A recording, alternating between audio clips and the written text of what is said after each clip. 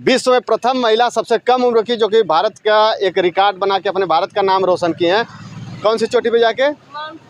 Mount बोए जाते हैं लड़के, लेकिन उग जाती हैं लड़कियां।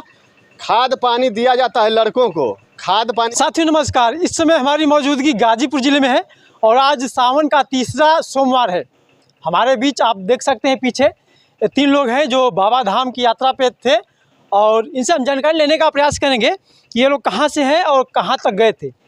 आइए डायरेक्ट चलते हैं। स्वागत है आपका।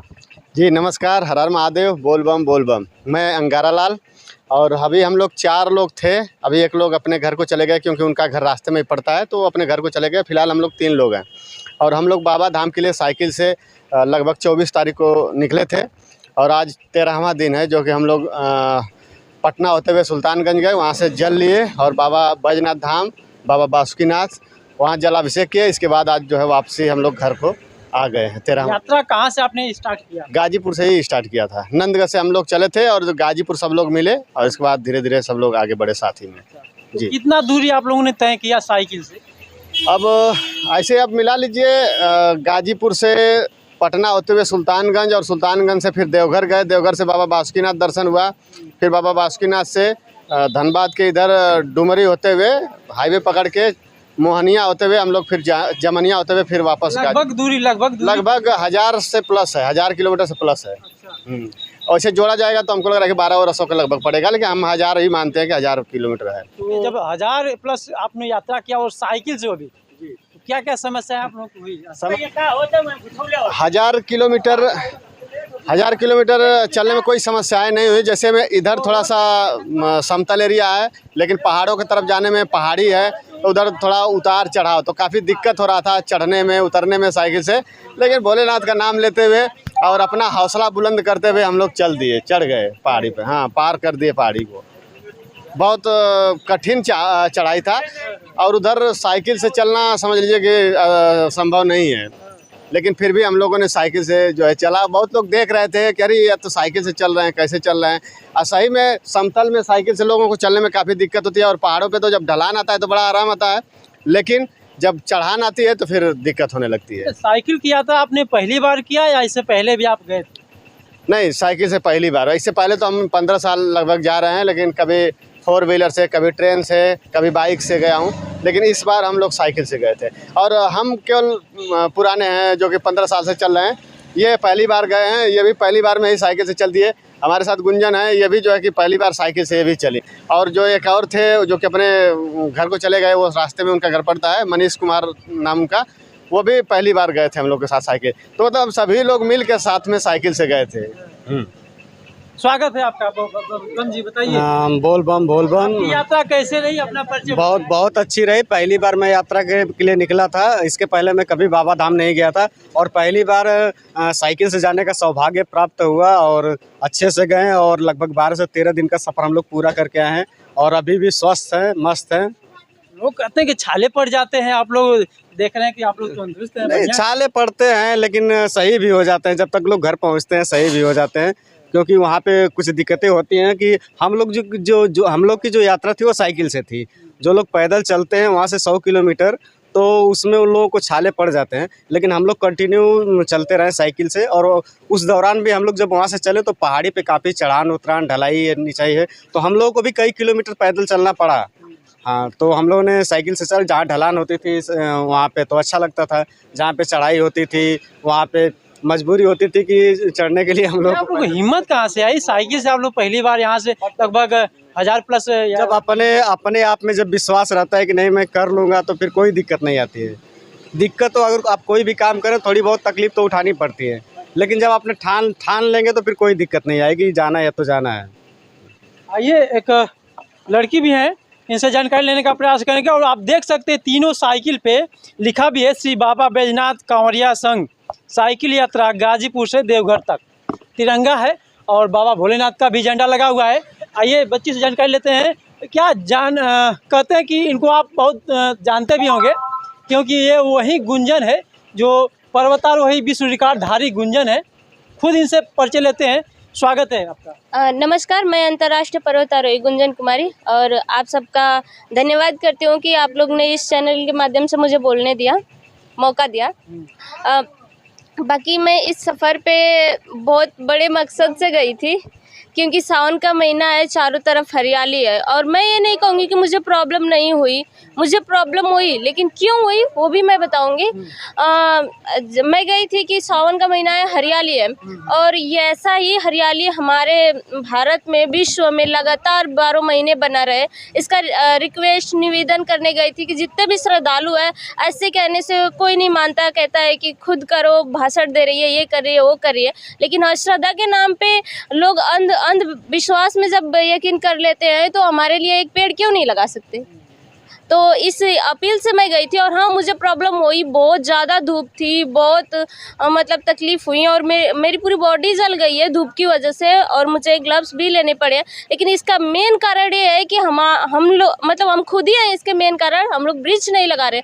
अगर ब्रिज लगाते, जगह जगह पे पेड़ होता, तो हमें ये परिस्थिति नहीं झेलनी पड़ती। हम प्रदूषण नहीं फैलाएंगे तो हमें मतलब पूरी सुविधा मिलेगी, और ये जो दिक्कतों का सामना करना पड़ रहा है वो नहीं करना पड़ता।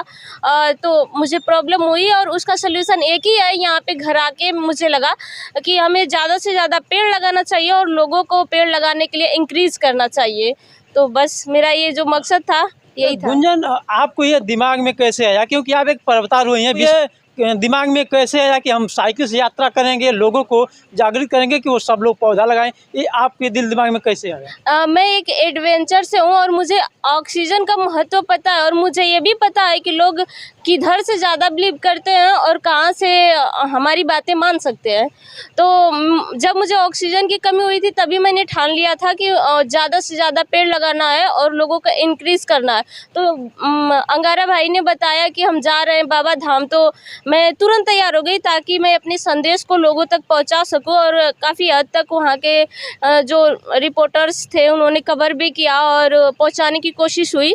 और अगर उस माध्यम से अगर 2-4 लोग भी इस चीज़ को मानते हैं और पेड़ लगाते हैं, तो हमारी जर्नी सफल हो जाएगी। बस यही कामना करती हूँ। अच्छा, जब विश्व रिकॉर्ड आपने बनाया, पर्वत पर चढ़ने का काम आपने किया, उस समय की कठिनाई और साइकिल यात्रा की कठिनाई में क्या अंतर है? देखिए, उस समय तो क्या बोलते हैं कि लड़ना ही पड़ता है ऑक्सीजन से, लेकिन वहाँ पे उतना डर नहीं होता है जितना इधर डर है, क्योंकि इतनी धूप है, इतनी बीमारियों का डर है, क्योंकि कड़क धूप है, तो जाहिर सी बात है कि बीमारियां होंगी। और ऑक्सीजन भी जो है प्रदूषित है। पहाड़ पे मिलते हैं तो शुद्ध मिलते हैं, नहीं मिलते तो नहीं मिलते, लेकिन इधर जो मिल रहे हैं वो भी दूषित है। तो इंसान तो मतलब खतरे की तरफ जा रहा है। और एक चीज़, आप अगर पेड़ लगाओगे, ऑक्सीजन बचाओगे, तभी अपने धर्म को, जाति को, जो चीज़ भी आप मानते हो, मैं उसको बुरा नहीं बोलूँगी, जो चीज़ भी मानते हो उसे बचा पाओगे। और हम अपने प्रकृति को सबसे पहले बचा पाएंगे, और मेन पॉइंट कि हम खुद को बचा पाएंगे। बहुत ही सुंदर शब्द आपने बोला। एक सपना था दिल में कि सभी लोगों को जागरूक करो कि सभी लोग एक पौधा लगाएं, ताकि अपना वायुमंडल स्वच्छ और साफ रहे। इसी उद्देश्य से यह विश्व रिकॉर्ड धारी गुंजन कुमारी आज बाबा धाम को चली थी, और उनके साथ 3 भाई थे। आज वो भाई एक अपने रूट पे उनका चेंज हो गया है, और बाकी 2 भाई थे।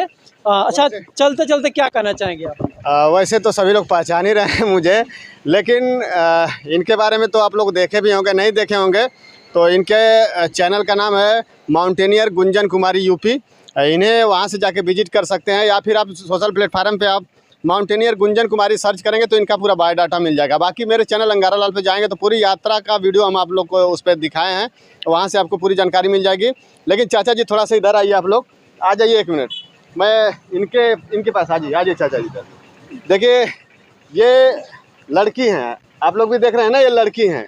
लेकिन ये लड़की क्या की हैं, विश्व रिकॉर्ड बनाई है। प्रथम महिला, जो कि विश्व में प्रथम महिला, सबसे कम उम्र की, जो कि भारत का एक रिकॉर्ड बना के अपने भारत का नाम रोशन किए हैं। कौन सी चोटी पे जाके? माउंट किलिमंजारो पे जाके ये तिरंगा वहाँ पे फहराई, और आज तिरंगा लेके हम लोग जो है गए थे बाबा धाम में। तो इनके लिए 2 लाइन है जो कि कहना चाहूँगा। बहुत बार कहने की कोशिश किया, लेकिन आप लोग के सामने इसलिए कह रहा हूँ कि आप लोग भी अपने लड़कियों को छूट दीजिए, क्योंकि इनके गार्जियन इनको छूट दिए, तभी आज जो है ये बहुत कुछ कर पाई और अपना नाम पूरे विश्व में रोशन किए हैं। तो अक्सर करके सब लोग यही सोचते हैं कि हमारे घर में बेटा पैदा हो। आप भी सोचते होंगे कि बेटा पैदा हो ताकि कुछ नाम रोशन करेगा।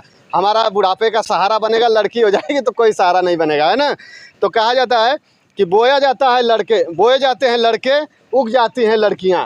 बोए जाते हैं, जब कहते हैं ना लोग कि लड़का पैदा होगा, फलाने को लड़का पैदा होने वाला, बच्चा पैदा होने वाला। बच्चा नहीं कोई कहता, लड़की नहीं कोई कहता है कि लड़की फलाने को पैदा होने वाली है। सब लोग कहते हैं कि नहीं फलाने के लड़का होने वाला है, लड़की कोई नहीं कहता है। तो इसलिए कहा जाता है बोए जाते हैं लड़के लेकिन उग जाती हैं लड़कियां। खाद पानी दिया जाता है लड़कों को, लहलाती हैं लड़कियां। होता है ना, सब कुछ सारी सुविधाएं लड़कों को दिया जाती है, लेकिन लड़कियां जो है फिर भी जो है अपना नाम, जैसे अब इनको अगर लड़कों की जितना छूट मिलता तो ये भी और कुछ करती, लेकिन खाद पानी दिया जाता है लड़कों को, लहलाती हैं लड़कियां। एवरेस्ट की सीढ़ियों पर धकेले जाते हैं लड़कों को, ठेले जाते हैं कि एवरेस्ट की चोटी पर चढ़ के या कोई किसी भी प्लेटफार्म पे आप अपना नाम रोशन करो। तो एवरेस्ट की सीढ़ियों पर ठेले जाते हैं लड़के, लेकिन चढ़ जाती हैं लड़कियां। तो ये वही लड़की है जो चढ़ के अपना नाम जो है विश्व में प्रथम लाई है। तो इनके लिए ताली। और आप लोग भी चाहेंगे कि अपने घर के लड़कियों को उतना ही छूट दीजिए। अभी देखिए ये हमारे साथ गई थी बाबा धाम में, और यहाँ पे भी सबको, कुछ लोगों को बुरा लगेगा, जैसे यहाँ पे भी बहुत लोग खड़े हैं, लेकिन कुछ लोगों के दिमाग में, जहन में गलत विचार उत्पन्न होगा, अरे ये लड़की होके गई है, अरे देखो लड़के, मतलब तमाम तरह से सोच है। लेकिन अगर उस सोच को हम बदलें कि हमारे घर की बेटी है, हमारे घर की बहन है, ये भी इतना मेहनत कर रही है, तो हम भी अपने बहन को छोड़ें, अपने गार्जियन के बन के सपोर्ट करें, तो वो भी नाम रोशन करती है। लेकिन वहाँ पे सीधा उल्टा उन लोग की सोचें हो जाती हैं, जिससे जो है लड़कियों का भी सपना रह जाता है, और वो लड़कों से ज़्यादा कुछ करना चाहते हैं, लेकिन वो कर नहीं पाती हैं।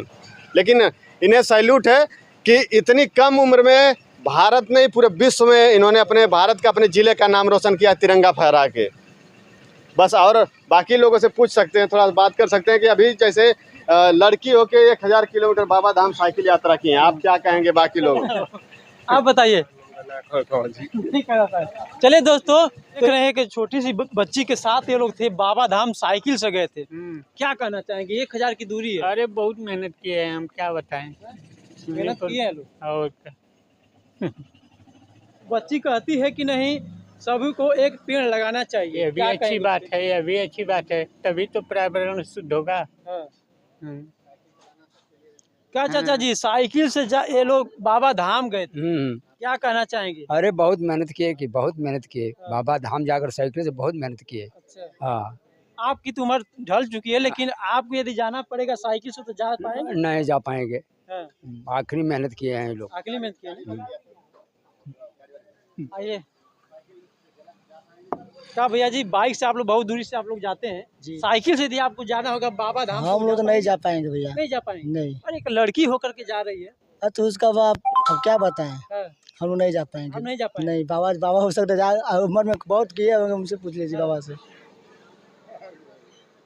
दोस्तों आप देख सकते हैं, बहुत लोगों का हिम्मत नहीं है कि वो साइकिल से जा पाए, क्योंकि साइकिल से जाना बहुत ही कठिन परिश्रम करके जाना है। लगभग वो भी 1000 की दूरी तय करना है, और 1000 की दूरी ये तीनों लोग बाबा धाम तय करके अपने घर सकुशल वापस आए। तो बस ये वीडियो में इतना ही, मिलते हैं अगले वीडियो में, तब तक के लिए जय हिंद जय भारत।